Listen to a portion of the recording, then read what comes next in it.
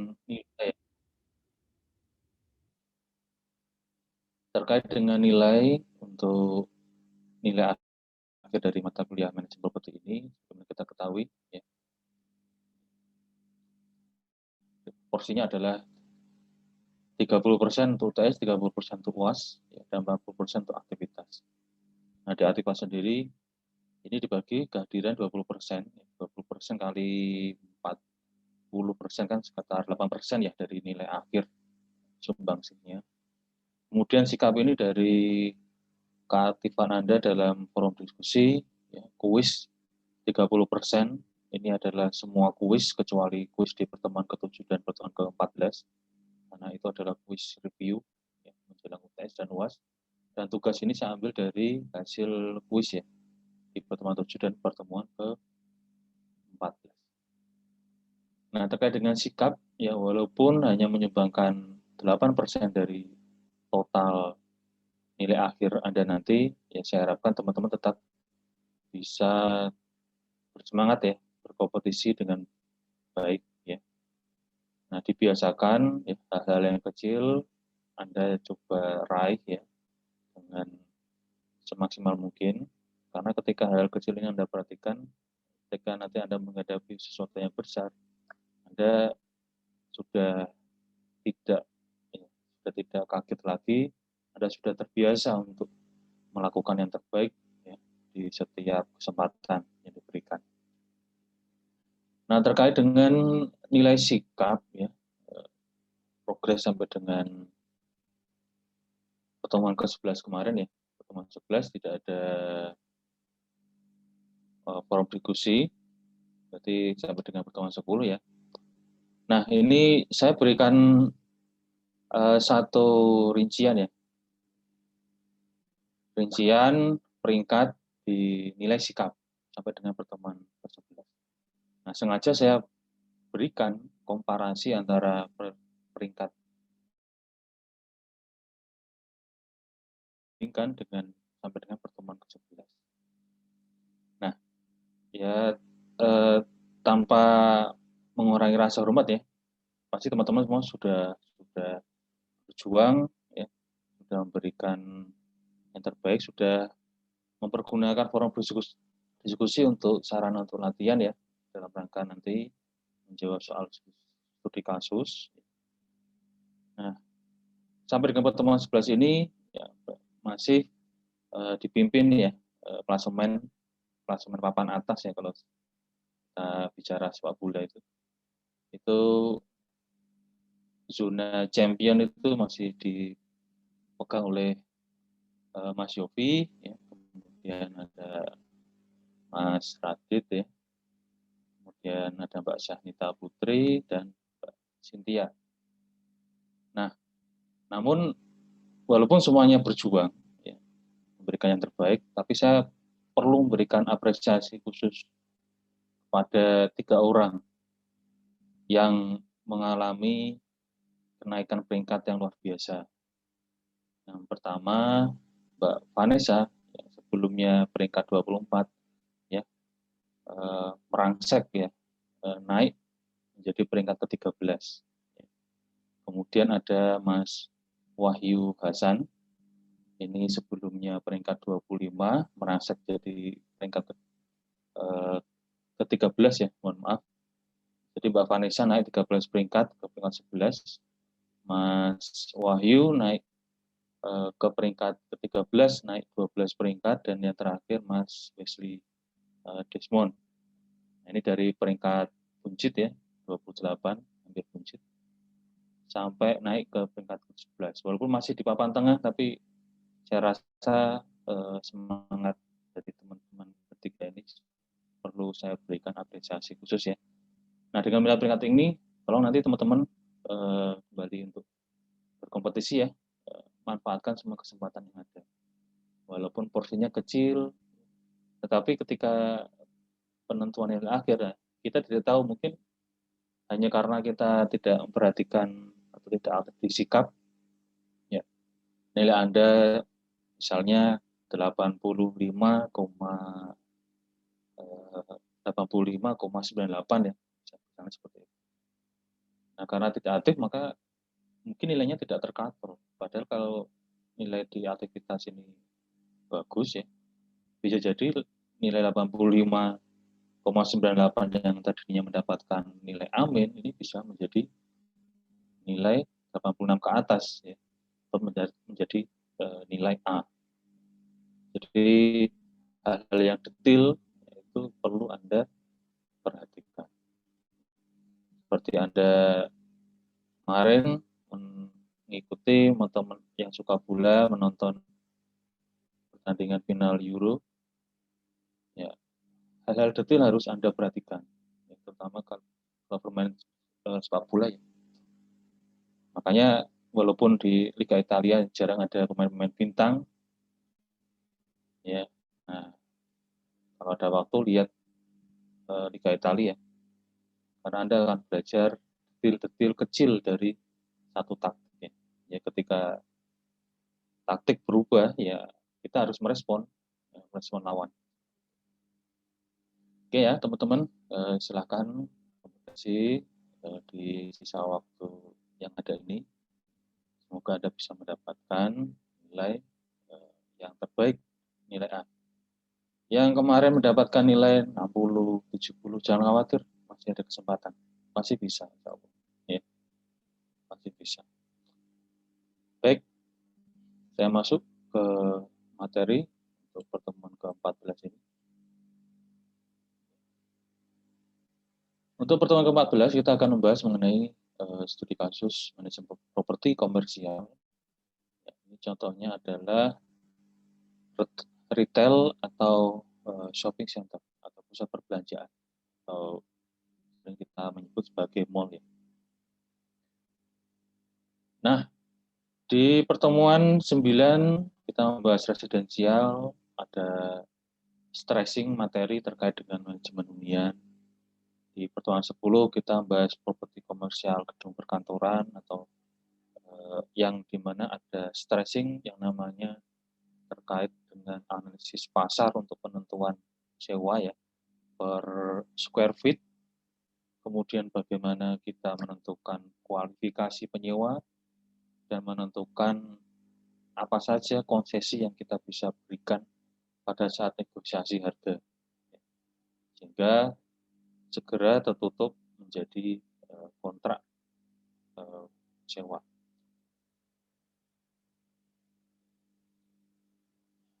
Baik, untuk pertemuan ke-12 ini di properti pusat perbelanjaan tentunya ada karakteristik yang berbeda dari residensial maupun di gedung perkantoran. Nanti kita akan membahas satu persatu ya, sehingga teman-teman bisa mendapatkan di mana karakteristik yang harus diperhatikan. Nah, untuk pengantar ini adalah bentuk-bentuk properti produk properti atau jenis properti yang bisa diimplementasikan praktek manajemen properti. Yang pertama properti residensial, kedua komersial, yang ketiga industri, dan keempat properti untuk tujuan khusus, special purpose property. Nah, untuk bangunan properti komersial ini terbagi menjadi bangunan perkantoran yang sudah kita pelajari pada pertemuan ke-10 kemarin. Kemudian ada bangunan retail atau pusat perbelanjaan yang kita akan pelajari pada siang hari ini. Nah, masing-masing properti ada karakteristik ya. Kalau di kantor biasanya disewakan pada satu atau lebih pelaku bisnis. Ada perusahaan yang menyewa satu lantai penuh, ada yang dua lantai penuh, atau bahkan ada yang sebagian ruang atau area dari satu lantai. Nah, hampir semua bangunan perkantoran dengan berbagai penyewa diatur secara profesional. Nah, lalu properti retail ini meliputi toko dan restoran, pusat komunitas, pusat perbelanjaan besar. Kebanyakan bangunan dengan penyewa tunggal digunakan sendiri oleh pemilik dan diatur. Nah, kita nanti akan mempelajari bagaimana pengaturan ruang pada properti komersial di shopping center ini. Karena berbeda dengan properti perkantoran. Bedanya apa? Bedanya jika properti perkantoran itu dihuni oleh pegawai atau karyawan dari penyewa atau perusahaan yang menyewa. Nah, namun kalau di properti pusat perbelanjaan atau retail properti ini, ya pengunjungnya tidak hanya karyawan, tapi malah sebagian besar adalah masyarakat umum. Di situ nanti kita akan belajar bagaimana mengelola properti komersial retail ini dengan baik. Disampaikan adalah yang pertama adalah overview, kemudian ada klasifikasi pusat perbelanjaan, ketiga pemasaran properti retail, keempat penyewaan properti retail, kelima pemeliharaan properti retail, dan keenam tanggung jawab administrasi dan laporan keuangan. Kemudian kita belajar ya learning objektifnya atau tujuan dari pembelajaran ini ya, untuk para mahasiswa. Yang pertama, bisa mengklasifikasikan properti retail, ya, bisa mengelompokkan berdasarkan area pasar, pola, pemilik, dan produk merchandising. Jadi teman-teman nanti bisa setelah mempelajari materi pertemuan ke-12 ini, teman-teman bisa melihat di sekitar tempat tinggal teman-teman. Mungkin ada yang namanya pasar, ya, pasar impres, pasar tradisional, kemudian ada pusat perbelanjaan. Nah, ini termasuk dalam pengelompokan yang mana di properti retail ini. Kemudian yang kedua, mahasiswa bisa menguraikan strategi pemasaran yang berbeda untuk properti retail. Yang ketiga, mendiskusikan sewa retail dan klausul spesifik mereka. Sama seperti gedung perkantoran ya, teman-teman. Ya, tujuan manajer kan jika pemasaran sudah berhasil, calon penyewa sudah datang, calon penyewa itu kemudian kita buat kualifikasinya, kita tanya ya, bagaimana apa yang mereka mau, apa yang mereka butuhkan, kita screening keuangan mereka seperti apa. Nah, lalu masuk ke tahap negosiasi. Nah, di negosiasi ini tentunya tidak perlu berlama-lama. Ya, ada beberapa klausul atau konsesi yang kita bisa taruh di rancangan kontrak sewanya. Ya, tujuannya apa? Tujuannya agar calonnya penyewa tidak terlalu negosiasi dan segera menutup atau menandatangani kontrak sewa. Kemudian keempat, menjelaskan bagaimana perawatan bervariasi tergantung pada ukuran properti dan kewajiban penyewa. Dan yang kelima, mengidentifikasi tanggung jawab administratif dan laporan keuangan yang dibutuhkan oleh pusat retail. Selanjutnya overview sebagai gambaran. Perusahaan retail adalah tempat di mana tempat di mana komoditas dijual dalam jumlah kecil atau eceran dan langsung kepada konsumen. Jadi perusahaan retail atau perusahaan perdagangan eceran ini menjual barangnya itu langsung kepada konsumen. Ini berbeda dengan perusahaan perdagangan besar atau grosir ya, di mana tidak semua pembeli itu adalah konsumen. Biasanya pembelinya juga sama-sama grosir atau pedagang perantara. Namun yang mencirikan khusus untuk perusahaan retail adalah penjualnya dalam jumlah kecil atau eceran dan langsung kepada pengguna akhir yaitu konsumen. Nah, bab ini akan berfokus pada jenis pendirian retail, kemudian specialty store, kemudian department store yang terletak di pusat-pusat strip dan mall. Secara tradisional, pedagang eceran cenderung berkumpul di daerah yang dapat diakses oleh sebagian besar orang, distrik pusat bisnis ya, atau Central Business District ya, CBD perkotaan, yang terletak dengan fasilitas transportasi umum. Ya. Jadi ini juga memberikan ciri khusus ya pada properti retail, aksesibilitas terhadap transportasi itu sangat dekat.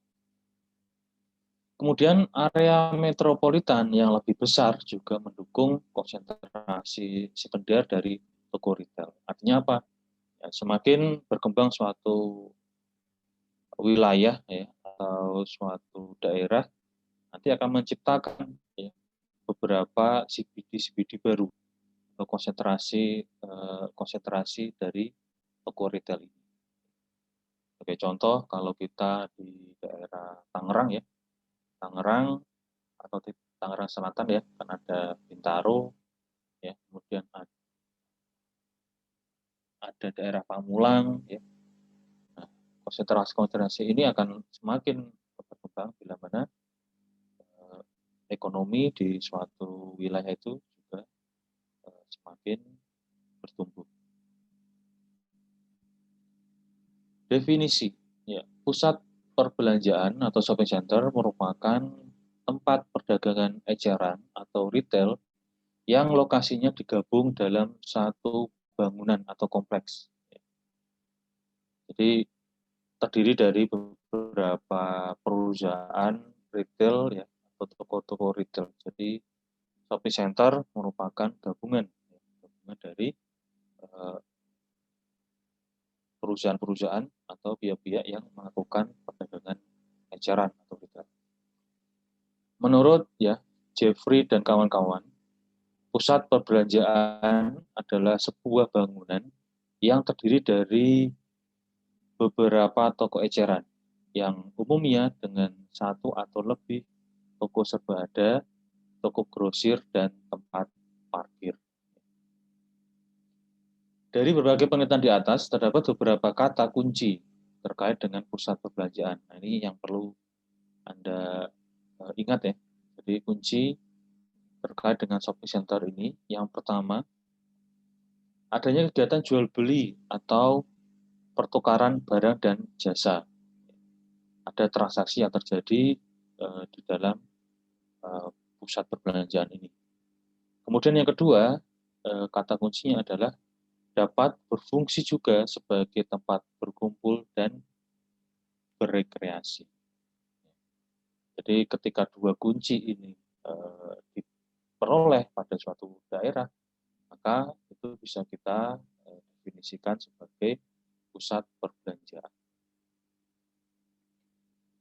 Kemudian sebab selanjutnya adalah masuk ke pengelompokan atau pengklasifikasian shopping center.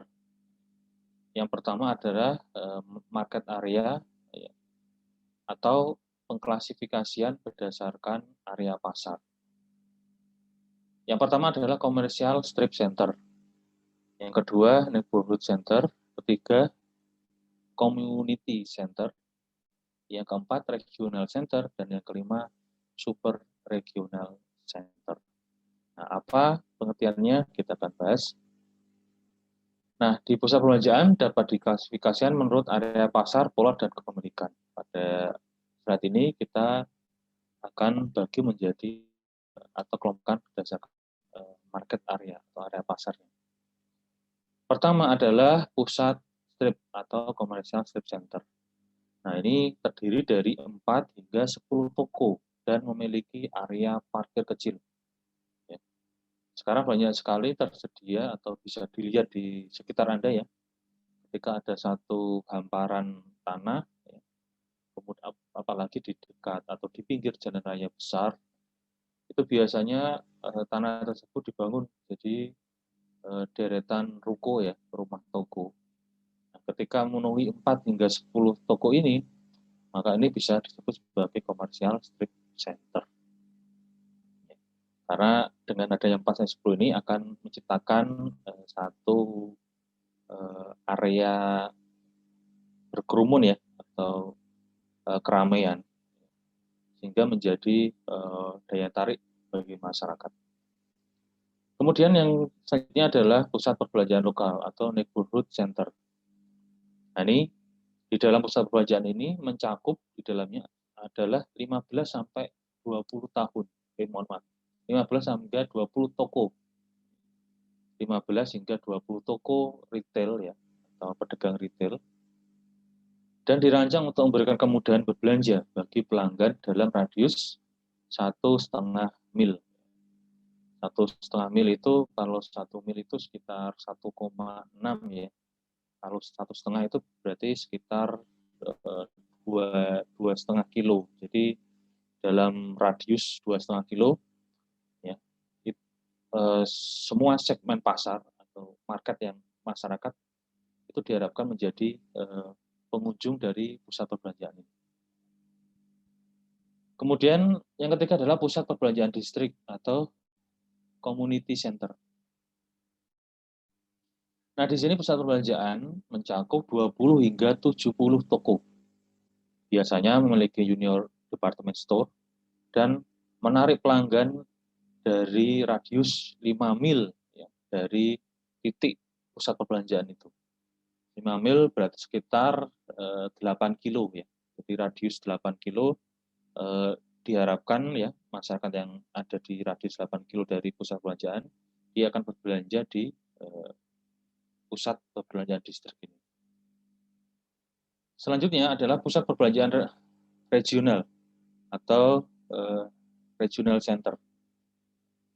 Nah, di pusat perbelanjaan ini dapat bervariasi mulai dari 70 hingga 225 toko.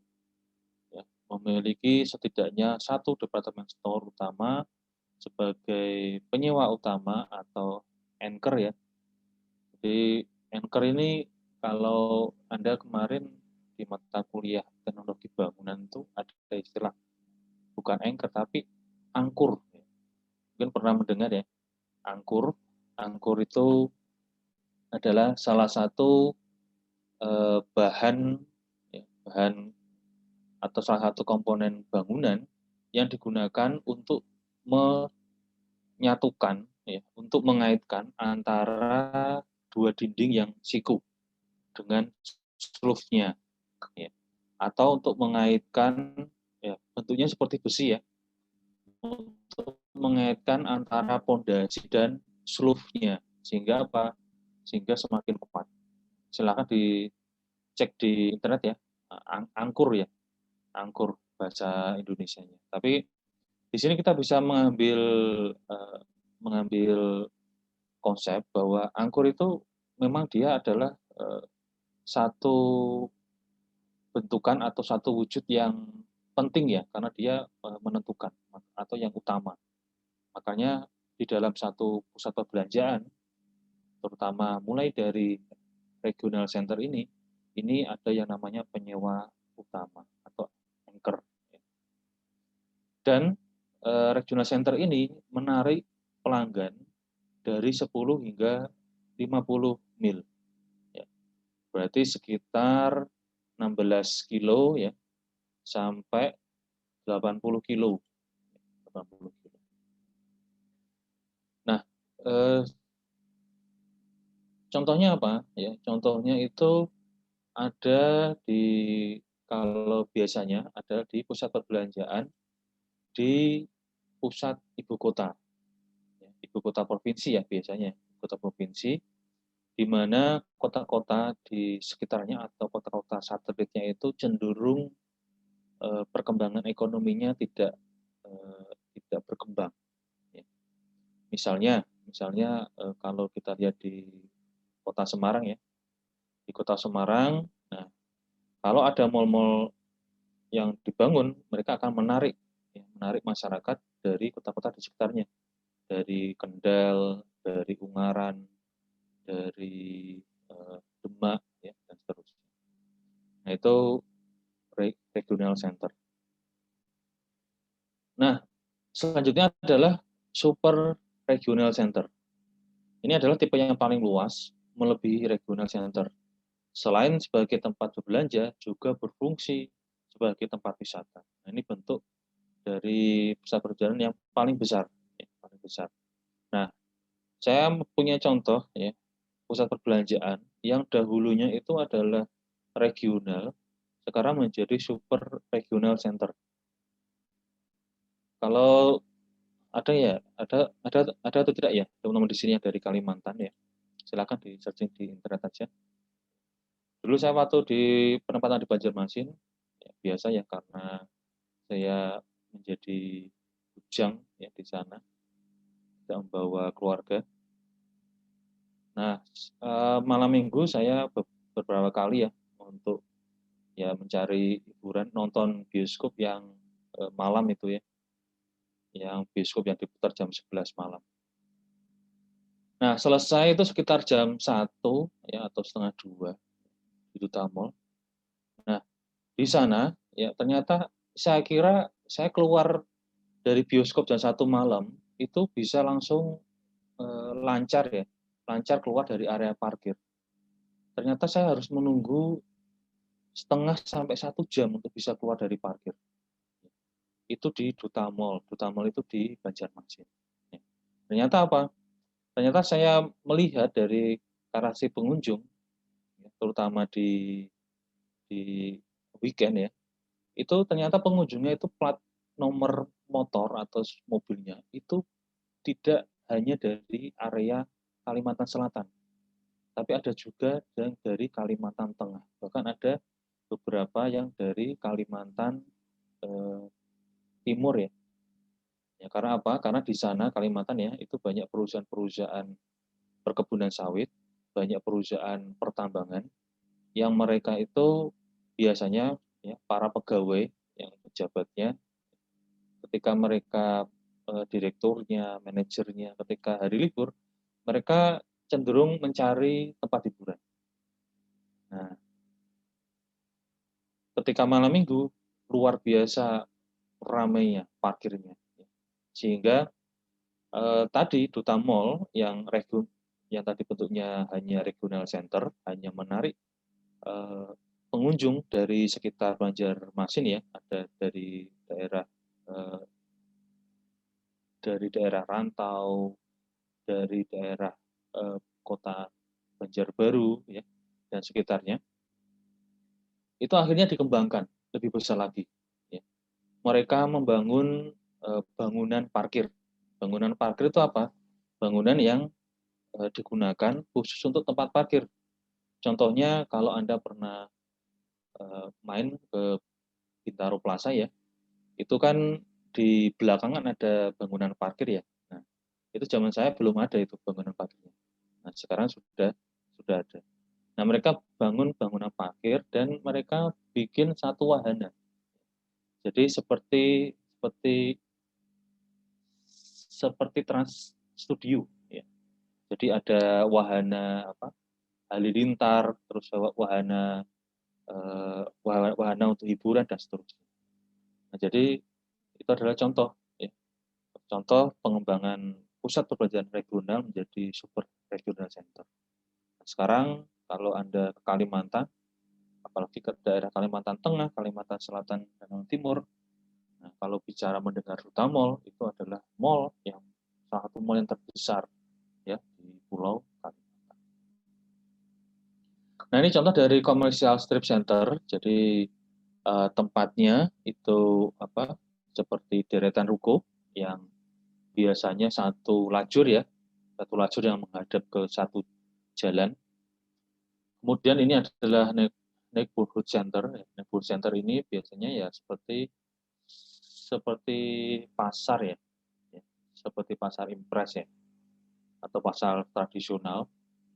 Kemudian ini adalah community center, di mana di tengahnya itu ada junior department store-nya. Nah, ini contoh dari regional center dan super regional center. Nah, itu klasifikasi berdasarkan area pasar. Selanjutnya kita belajar ya. Kita mengklasifikasikan pusat perbelanjaan berdasarkan pola. Ya. Yang pertama adalah neighborhood strip center, yang kedua adalah L-shape, ketiga U-shape ya. Kemudian ada cluster design, kemudian ada T-design or triangle centers, kemudian ada dumbbell or double dumbbell. Nah, kita akan lihat nanti bagaimana perbedaannya. Nah, pada umumnya di Amerika Serikat, ya, pola dari pusat perbelanjaan itu berbentuk I, L, dan T. Nah, ini sesuai dengan karakteristik pengunjung yang biasanya menginginkan kemudahan dalam menemukan toko atau tempat yang dituju. Jadi mereka tidak ingin pengunjung itu pada umumnya tidak ingin berlama-lama berjalan untuk mencari toko yang mereka tuju, ya. Apalagi jalur yang dibuat itu berkelok-kelok ya. Nah, pengunjung paling paling paling enggan ya untuk jalan terlalu lama. Nah, mereka biasanya eh, maka manajer harus atau pemilik harus membuat jalur yang mudah dilewati, ya mudah dilewati, namun bisa menemukan ya beberapa toko referensi yang dituju. Nah, bentuk mall yang paralel, ya, yang bercabang-cabang, ya, seperti ranting ya, atau pola kompleks lain, umumnya kurang berhasil dalam arti relatif sedikit dikunjungi orang. Kenapa kurang berhasil? Karena yang pertama, pengunjung enggan untuk masuk. Itu yang pertama. Kalau pengunjung enggan masuk, nanti penyewa yang berada di ujung, lokasinya di ujung atau di pojok, nanti tidak akan atau jarang sekali dilewati oleh pengunjung. Nah, kalau jarang dilewati oleh pengunjung, maka bisnis mereka juga akan terganggu. Bagaimana jika bisnis penyewanya terganggu, omsetnya semakin turun, mereka akan tidak memperpanjang sewa. Jika tidak memperpanjang sewa, apa yang terjadi? Ya, berarti tidak ada keuntungan bagi pemilik properti. Jadi, analoginya seperti itu. Maka terkait dengan pengaturan space ini perlu diperhatikan. Nah, terkait dengan strip design ya, seperti ini ya teman-teman ya. Kalau strip design itu satu lajur ya, satu lajur di mana yang diberikan warna hitam itu adalah penyewa utama, ya, anchor. Anchor ini contohnya apa ya? Kalau di mall-mall bisa anchor ini salah satunya contohnya yang pertama itu Matahari, kemudian Ramayana, ada juga Hero, kemudian ada juga Cinema 21, ada juga XX1. Nah, itu adalah beberapa contoh dari penyewa utama ya, anchor ini. Nah, kalau di strip ya anchor-nya ditaruh di paling atas. Anchor-nya taruh di paling atas. Bentar ya.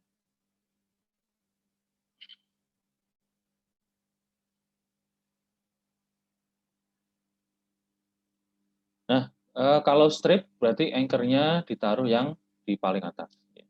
Kemudian jika bentuknya L shape, ya anchor-nya ditaruh di ujung, ya, di ujung. Kenapa di ujung?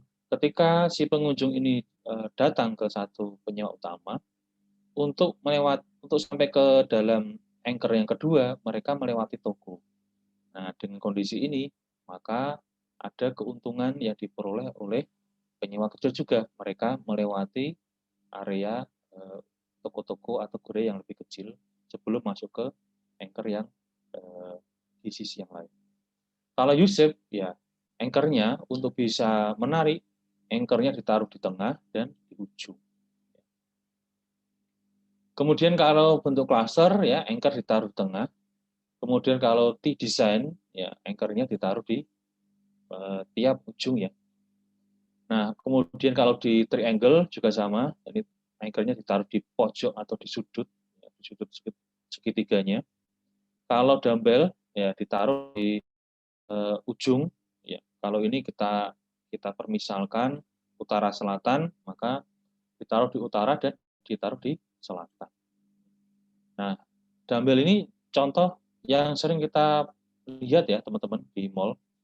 Kalau Anda mencermati kalau di Mall Bintaro Plaza, ya, Mall Bintaro Plaza itu kalau nggak salah di sini itu Ramayana, di seberangnya itu toko buku Gramedia ya, toko buku Gramedia. Ya, jadi analoginya seperti itu. Kemudian kalau double dumbbell ya sama, ya, di muaranya ini semuanya diberikan anchor ya atau ditaruh penyewa utama di sana. Oke, selanjutnya klasifikasi berdasarkan pemilik ya atau owner. Ya. Yang pertama dimiliki oleh single individual, kedua dimiliki oleh group of person ya, yang mereka membuat partnership atau kerjasama. Ketiga adalah dimiliki oleh korporasi, dan keempat dibiayai oleh lebih atau satu atau lebih hipotek jangka panjang. Kalau sekarang rata-rata di Indonesia itu kepemilikan dimiliki oleh korporasi. Ya. Kita tahu ada grupnya Transmart ya, yang dimiliki oleh Transgroup, itu banyak membangun pusat perbelanjaan di berbagai wilayah di Indonesia. Nah, kemudian pengelompokan yang terakhir ini adalah klasifikasi berdasarkan merchandising. Jadi barang yang mereka jual itu apa? Yang pertama adalah discount and factory outlet, artinya penyewa biasanya adalah perusahaan nasional atau internasional yang menjual barang diskon dan barang dagangan yang tidak teratur. Ya. Maksudnya tidak teratur ini biasanya ada posisi barangnya itu ada yang ready maupun tidak ya. Nah ini biasanya kita lihat ya, ini toko-toko misalnya ada yang menjual barang-barang olahraga atau peralatan olahraga. Biasanya mereka menjadi satu kumpulan ya. Kemudian ada yang namanya specialty centers. Ya, ini umumnya toko ataupun butik dengan karakteristik khusus, seperti butik yang khusus untuk pakaian saja. Kemudian yang ketiga adalah ada power centers. Ya, ini adalah pusat perbelanjaan yang berukuran besar.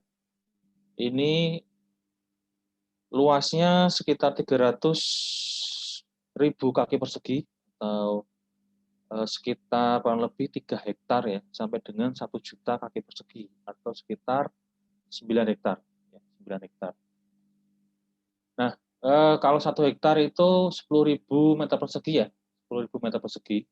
Kalau teman-teman yang suka main bola itu, lapangan bola itu kan sekitar 100 kali 80 ya, berarti 800 meter persegi. Nah, ini sekitar 3 hektar, berarti butuh sekitar seluas 6 kali lapangan bola.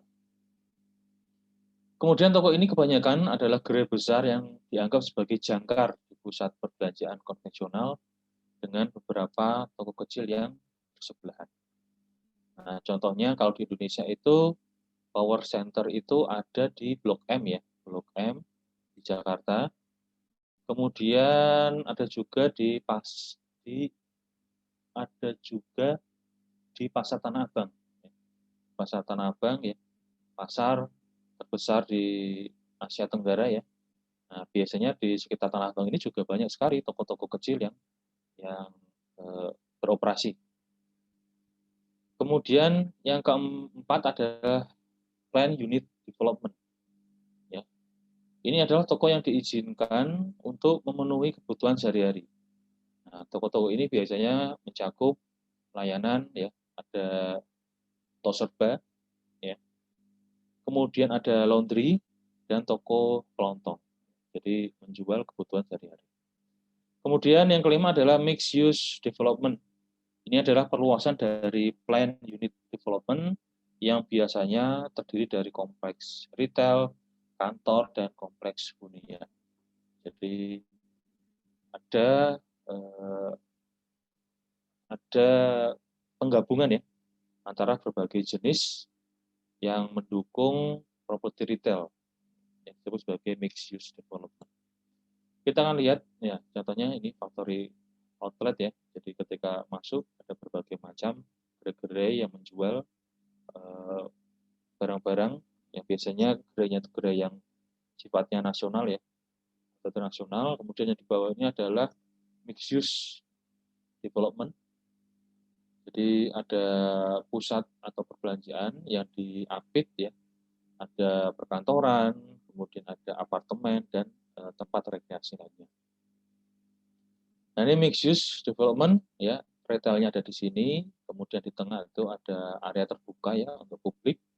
Ini ada residensial, hotel, kemudian ada area komersial, ruko-ruko, dan seterusnya. Nah, setelah mempelajari klasifikasi, selanjutnya kita akan membahas mengenai marketing atau pemasaran untuk properti retail. Untuk menarik penyewa, upaya paling efektif adalah melalui promosi atau iklan. Iklan bisa dilakukan melalui sign atau papan nama, iklan surat kabar, iklan radio, brosur, website, dan surat penawaran langsung. Nah, selain melakukan sendiri atau mandiri, manajer bisa kerjasama dengan broker, agen penyewaan, ya, kemudian ada bekerja sama dengan pihak yang lain. Nah, yang perlu diperhatikan, biaya iklan dan promosi ini tidak boleh melebihi dari 20% dari seluruh biaya operasional. Kenapa tidak boleh melebihi? Nah, nanti pertimbangannya di subbab yang belakang ada yang namanya kegiatan. Kenapa kegiatan pemeliharaan juga penting? Ya, karena apa? Properti retail ini mereka kan tujuannya untuk menarik pengunjung, ya, menarik masyarakat untuk datang. Ketika pemeliharaannya tidak diperhatikan, ya, kemudian kebersihannya tidak dijaga, nah, ini akan berefek kepada tingkat kuantitas kunjungan dari masyarakat. Pemeliharaan tidak hanya termasuk hal-hal yang kita pelajari sebelumnya, termasuk keamanan, Karena ketika ada satu kejadian, ya, kemudian apalagi di zaman saat ini, ya, ketika satu berita itu bisa di-blow up dengan mudahnya di media sosial, ketika ada kasus pencurian, kemudian ada kasus kriminal yang terjadi di area pusat perbelanjaan. Nah, dengan blow up ke media, ini akan menjadi viral dan justru bagi pusat perbelanjaan. Ya. Kejadian kriminalnya cuma satu, ya, tapi efeknya bisa berbulan-bulan. Nah, kemudian ya ada penyewa utama atau anchor, ya. Jadi ini adalah penyewa dengan skala besar di sebuah proyek properti komersial seperti mall yang bisa menarik pengunjung untuk datang. Ya. Misalnya apa? Misalnya ada Matahari, kemudian Ramayana, ya, terutama Ramayana ini, apalagi kalau Ramayana ini ditaruh di area-area yang di kota satelit, ya, atau kota pendukung ibu kota, itu biasanya sangat ramai karena Ramayana ini terkenal dengan berbagai diskon dan kebutuhan sehari-hari, ya, pakaian, sepatu, ya, kemudian sandal, dan seterusnya. Kemudian kalau di Jakarta, nah ini tidak anchor atau penyewa utama ini di perusahaan retail yang menjual yang menjual barang. Tetapi justru kalau di Jakarta itu yang diminati itu adalah atau di kota besar itu adalah anchor atau penyewa utama yang memberikan atau menjual jasa. Misalnya apa? Cinema 21, SS1, ya, dan seterusnya. Dan saya nggak percaya, ya, saya nggak percaya teman-teman kalau main ke Bintaro Plaza itu tujuannya untuk belanja. Ya, biasanya apa? Pengennya nonton, ya, langsung naik ke lantai 3. Nah, nanti kita akan bahas, ya. Saya akan kasih contoh Anda terkait dengan Bintaro Plaza, ya, bagaimana cara pengaturan, apa yang salah, ya. Ternyata ada satu kondisi yang itu tidak memenuhi standar properti retail di Bintaro Plaza. Kita akan bahas nanti. Nah, kemudian setelah pemasaran, ya, kemudian calon penyewa datang ke lokasi. Nah, di sini kita mulai melakukan kegiatan penyewaan retail property. Jadi ini respon atas marketing yang sudah kita berikan atau kita sebarluaskan ke media atau khalayak. Kita melakukan yang namanya kegiatan penyewaan. Yang pertama yang harus dilihat adalah, ya, seperti biasa, ya, kualifikasi penyewa. Kita mengidentifikasi penyewa, ya, bagaimana kondisi, apa yang mereka butuhkan, bisnisnya apa, ya, apakah jual barang, makanan, jual jasa, hiburan, dan seterusnya. Nanti akan berhubungan. Nah, kemudian ada yang namanya bauran penyewa. Nah, di di, di bahasan tenant mix ini nanti kita akan belajar ya bahwa properti retail ini akan berbeda dengan properti yang lain. Karena tujuan dari pendapatan sewa yang kita usahakan ya sebagai manajer ataupun pemilik itu akan berhubungan dengan bisnis daripada si penyewa. Dengan kita memberikan satu pengaturan atas lokasi dari masing-masing penyewa, itu akan men-trigger nanti pendapatan sewa kepada kita. Kemudian ketiga adalah lokasi. Nah, lokasi ini sangat penting ya, teman-teman. Ya, apalagi di pusat perbelanjaan. Ya, faktor yang pertama yang berpengaruh apa? Lokasi.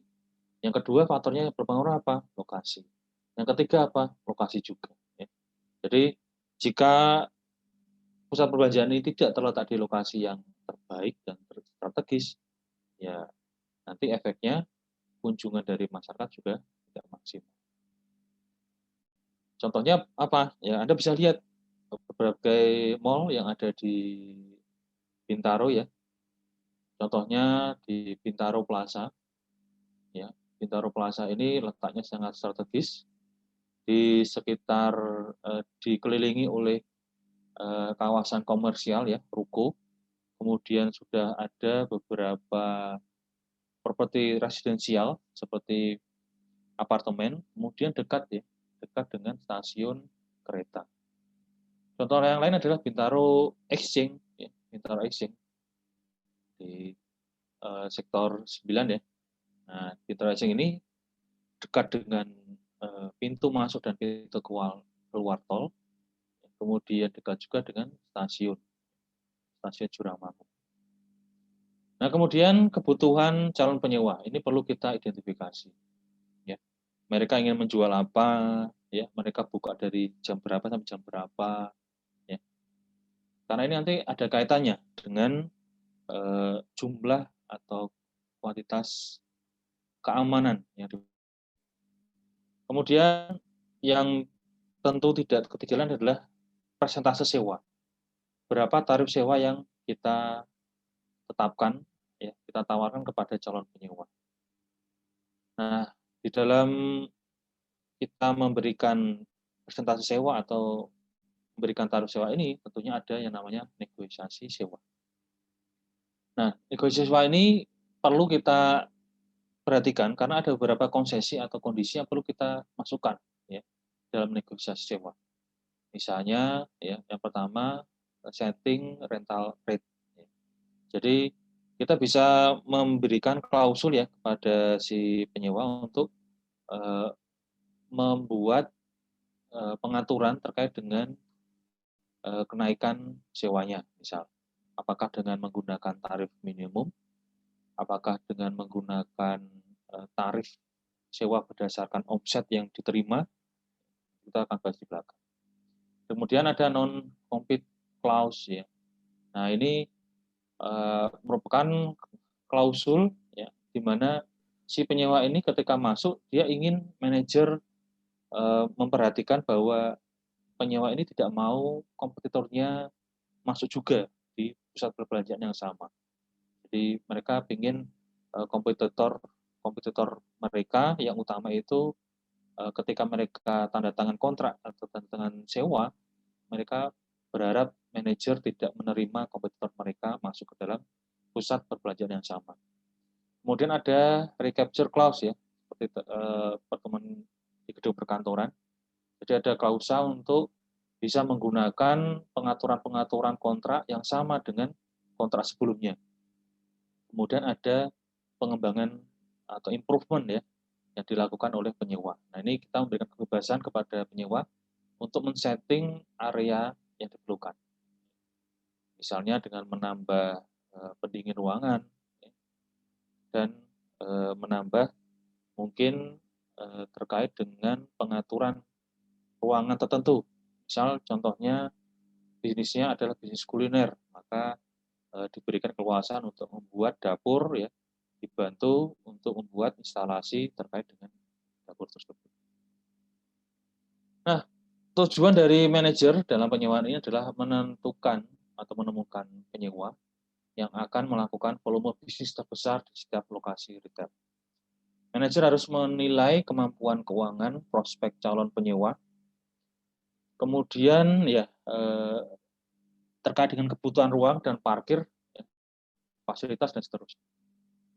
Nah, lokasi dalam pusat perbelanjaan memiliki pengaruh besar dalam keberhasilan atau kegagalan bisnis. Nah, kemudian ada yang namanya tenant mix. Ya. Tenant mix ini atau sering disebut sebagai bauran usaha, ini adalah kombinasi dari para tenant atau penyewa yang ada dan secara bersama dapat meningkatkan performance dari gedung serta masing-masingnya. Ya, meliputi tenannya secara individu. Artinya apa? Seorang manajer harus bisa memberikan satu pengaturan terkait dengan pengaturan letak dari masing-masing penyewa. Tujuannya apa? Tujuannya penyewa secara individu mereka bisa mengembangkan usahanya, mengembangkan bisnisnya, mencapai omset yang maksimal. Sekaligus tujuan kedua adalah meningkatkan ya citra dari pusat perbelanjaan. Ya.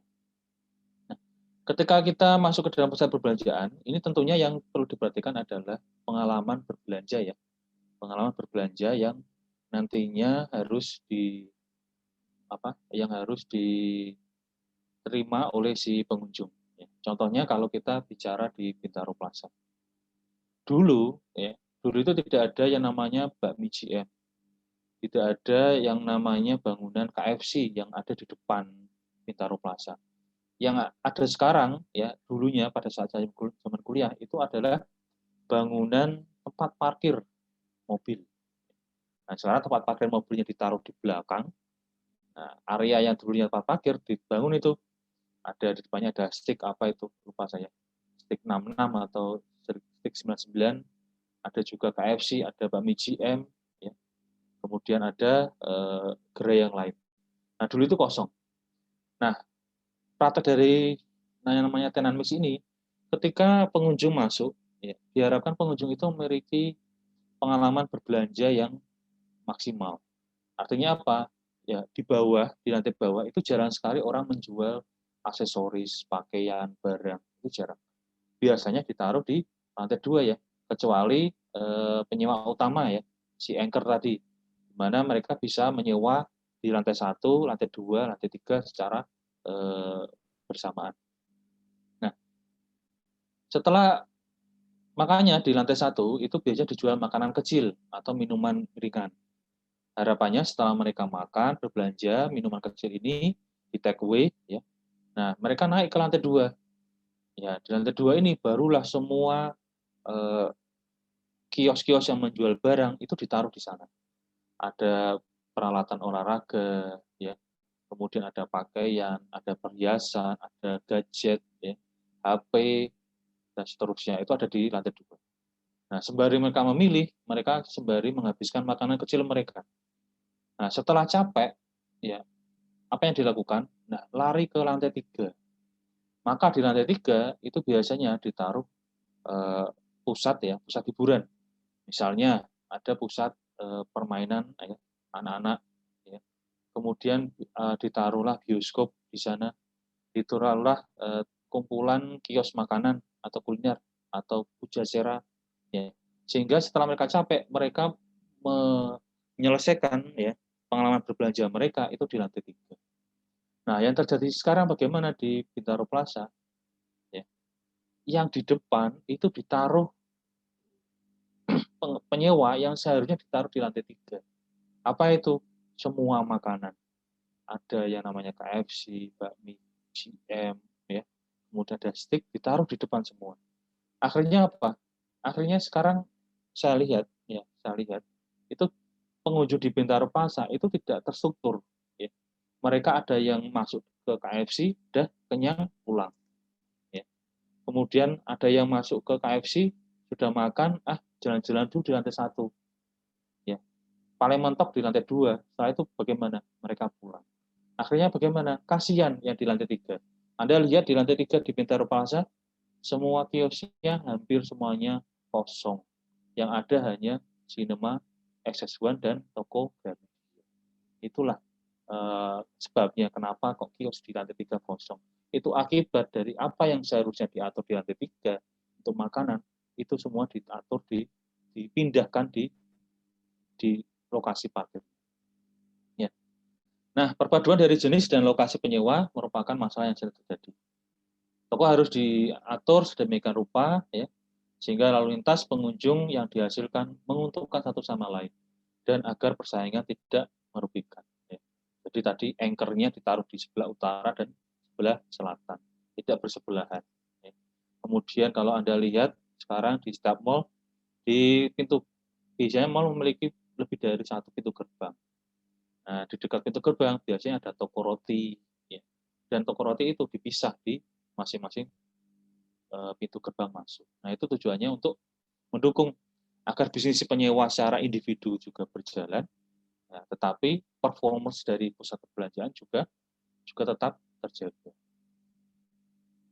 Nah, ini dalam penyewaan ini perlu diperhatikan yang namanya persentase sewa atau tarif sewa. Nah, ini adalah keuntungan yang disepakati untuk dibagi. Sering digunakan untuk sewa yang lebih dari 3 atau 5 tahun. Tipenya yang pertama adalah sewa lurus, ya, straight, ya. Ini tarifnya sama. Kemudian ada persentase sewa minimum tetap. Nah, minimum tetap ini yang diatur di kontrak itu minimumnya, ya, minimumnya yang diatur, ya, batas bawahnya. Kemudian ada overhead lease, artinya apa? Ini adalah sewa yang berbasis pada omset atau penjualan kotor. Jadi ketika satu penyewa ini ternyata omsetnya itu dari tahun ke tahun semakin meningkat, ya, katakanlah meningkat dari tahun ke tahun ini kisaran sekitar 20, ya, 20-25%. Nah, maka sewa atas space yang mereka usahakan itu juga meningkat 20-25%.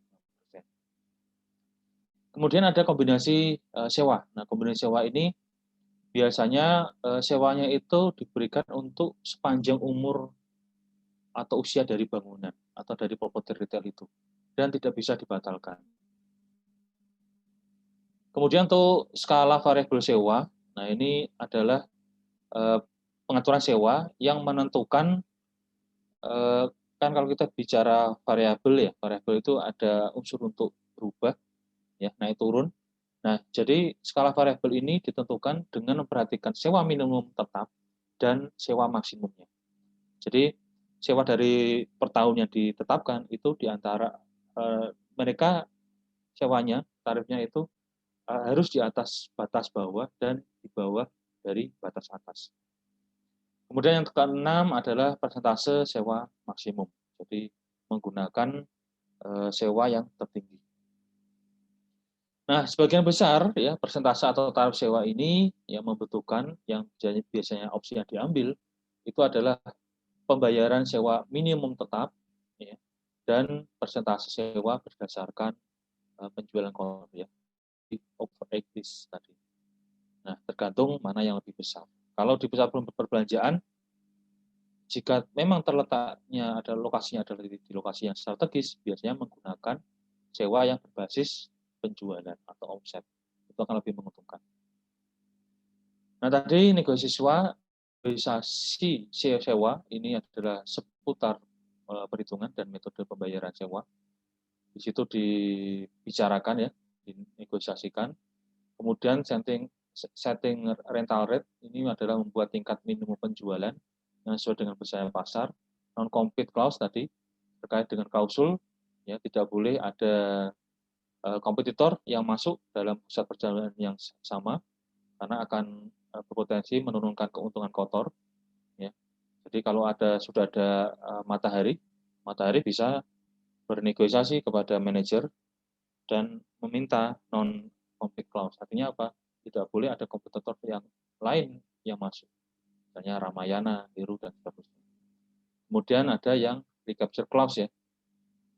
Recapture clause ini mengharapkan atau bahasa di sini ada menahan ya.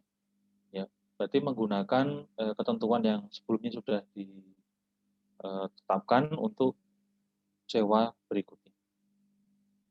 Kemudian sewa harus menentukan sebagian besar hak dan kewajiban standar pemilik dan penyewa, jumlah sewa minimum dan persentase, definisi penjualan kotor dan metode untuk melaporkan penjualan dan persentase sewa.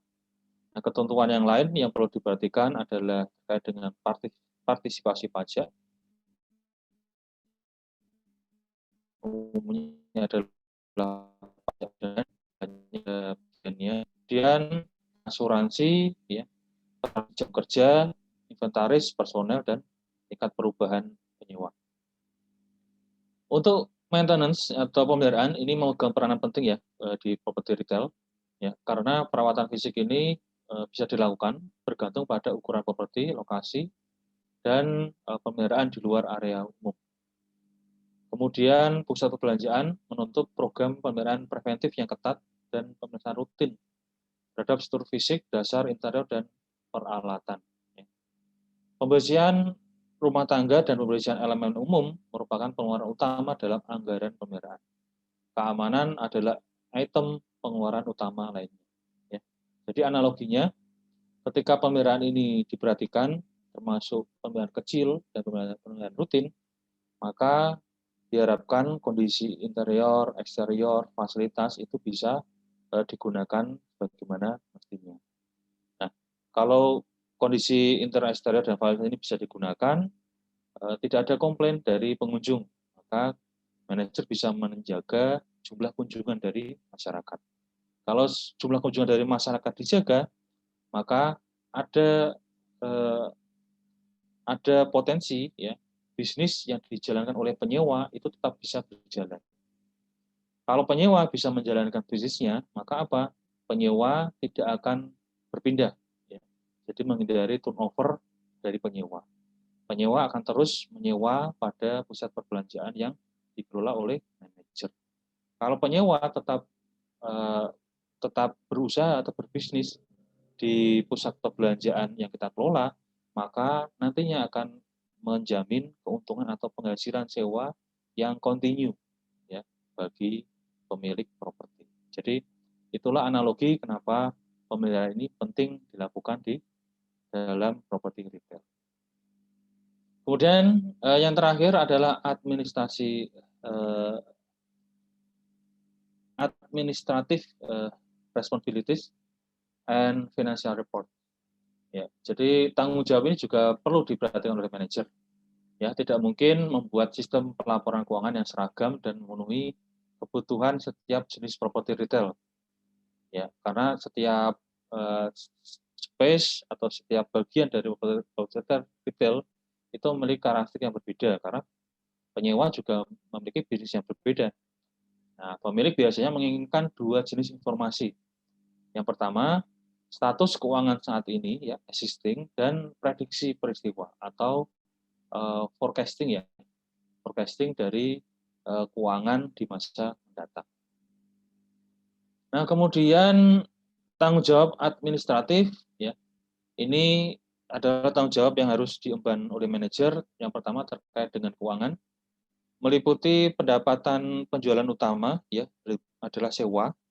Kemudian pendapatan aktual, ini bisa pendapatan lain-lain ya, terkait dengan pemasangan reklame, iklan. Ya. Kemudian kalau kita lihat ya di gedung atau pusat perbelanjaan yang tinggi, biasanya di atas ya karena pusat perbelanjaannya berlantai banyak, sering menerima sewa menara telekomunikasi atau BTS.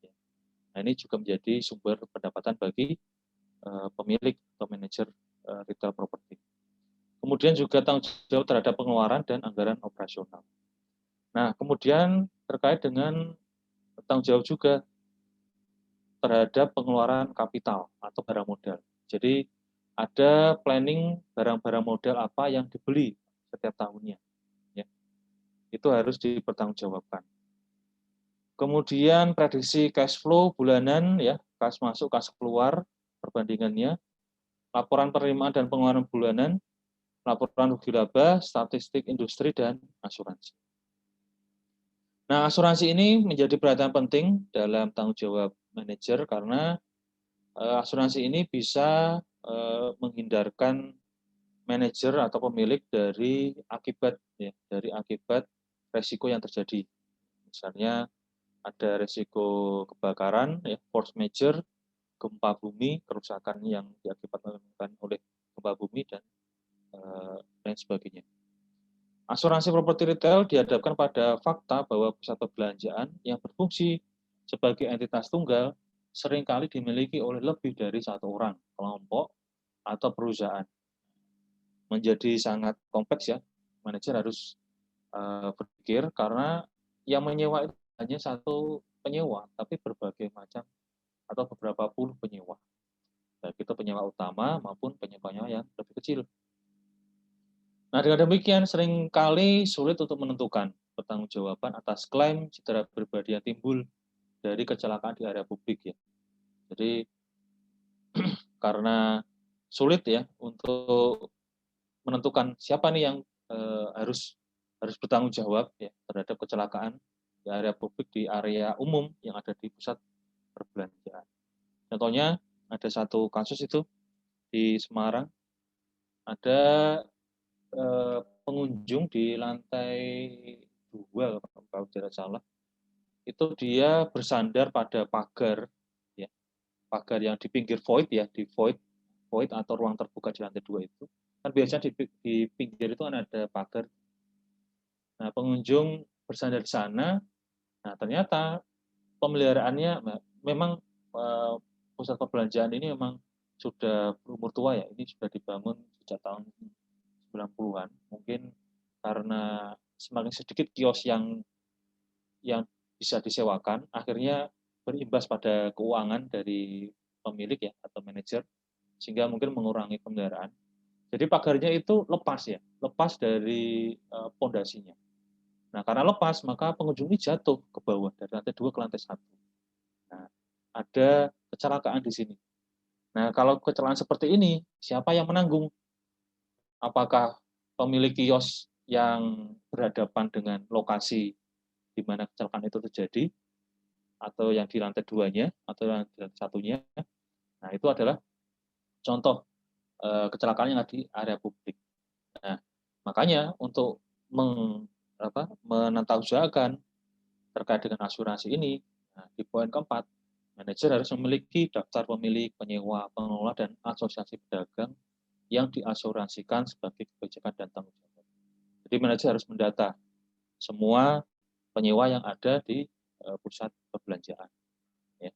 Nah, nanti di sana bisa dibicarakan, terutama dengan asosiasinya, ada kumpulannya ya yang ditunjuk.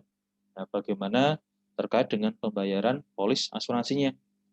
Apakah by square meter ya, ataukah berdasarkan jangka waktu sewanya. Nah, di sini manajer juga harus memiliki daftar semua pemilik, ya, pengelola ataupun asosiasi yang diasuransikan pada asuransi yang diambil oleh individu penyewa. Jadi selain menatausahakan asuransi ya, yang harus dibayar bersama, nah si manajer juga harus meminta informasi. Apakah penyewa secara individu mereka sudah punya asuransi atas bisnis yang mereka kelola. Nah, mereka juga manajer harus penting untuk bisa mendapatkan daftar penyewa yang sudah memiliki asuransi secara individu. Nah, dengan memiliki data yang asuransi yang sifatnya bersama dan individu, nah, nanti ketika ada kondisi atau kecelakaan di area publik, manajer dapat mengambil keputusan ya, atas klaim yang mana yang harus diambil, atau apakah klaim asuransi yang bersama atau klaim asuransi yang sudah dimiliki oleh individu penyewa. Jadi konsepnya seperti itu. Baik, terima kasih atas perhatian teman-teman. Untuk menutup pertemuan kali ini, saya mengutip quote ya dari pahlawan kita, Jenderal Sudirman. Kebebasan berarti bebas melakukan semua kebaikan, bukan bebas lepas melakukan semua kejahatan tanpa boleh diadili. Maksudnya apa? Maksudnya adalah ketika kita bicara tentang kebebasan, Anda boleh bebas. Asal apa? Asal syaratnya satu, ada kebaikan di sana. Kalau bebas ternyata tidak ada kebaikan, maka Anda harus berhadapan dengan konsekuensi hukum. Baik, terima kasih teman-teman atas perhatiannya. Silakan saya beri waktu 5 menit ya untuk posting forum diskusi di Google Classroom. Mohon maaf, materinya sangat banyak, 35 slide. Saya tidak tega ya teman-teman hanya membaca. Saya ingin memberikan contoh-contoh dan konsep yang bisa Anda pahami, semoga bisa memberikan pemahaman ya, daripada Anda membaca dari teks ya, redaksional saja. Terima kasih, semoga bermanfaat bagi akademis, bagi bidang kerja yang Anda geluti nanti maupun kehidupan sehari-hari. Kita insya Allah bertemu kembali pada pertemuan ke-13 ya, di hari Selasa malam besok. Mohon maaf bila ada salah kata, sikap yang kurang berkenan.